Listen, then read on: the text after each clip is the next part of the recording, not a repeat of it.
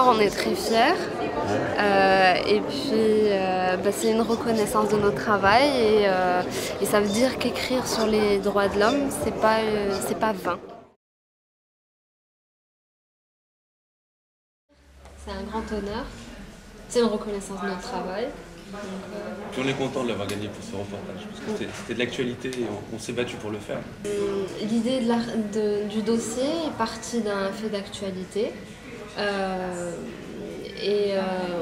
fait, c'est un groupe d'étrangers évangéliques qui ont été expulsés du Maroc et on a découvert une minorité de Marocains convertis au christianisme.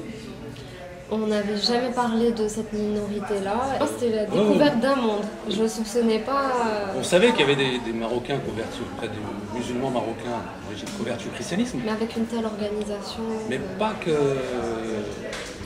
On ne connaissait pas vraiment leur vie, quoi. Ce qui est très difficile pour eux, c'est que tout ce qui est code de la famille est régi selon la loi islamique. Et donc pour se marier, pour être enterré, pour l'héritage, tout ça est régi selon l'islam.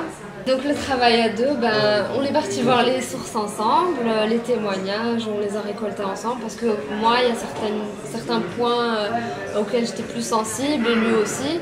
Et puis pour la rédaction, Hassan écrivait un morceau, moi un morceau, on l'a vraiment écrit à quatre mains. Moi 2011, j'aimerais reprendre mes études et faire un master en journalisme. Voilà. Moi je voudrais tenter l'audiovisuel.